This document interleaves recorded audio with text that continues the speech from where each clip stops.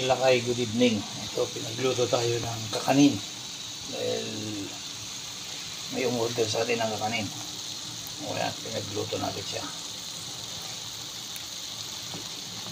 Ayan. Tayo naman ay marunong magluto nito.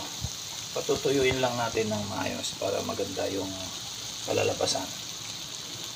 Mamaya ipapakita ko ulit sa inyo. Ayan na. Ayan na ang kakanin, biko.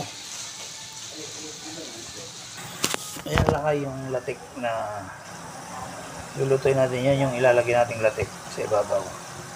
Papakulta ko rin yun sa inyo mamaya. Tapos itong biko, okay na to. Lalagay na lang natin sa bilao. O ayan lakay yung latik na, gawa na.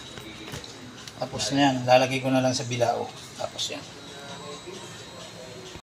So, yan na lang kaya ang finished product natin ng kakanin, biko.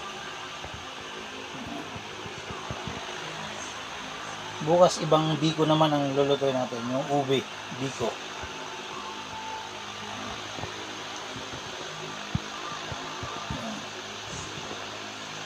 God bless. Ingat-ingat kayo lagi. Happy New Year!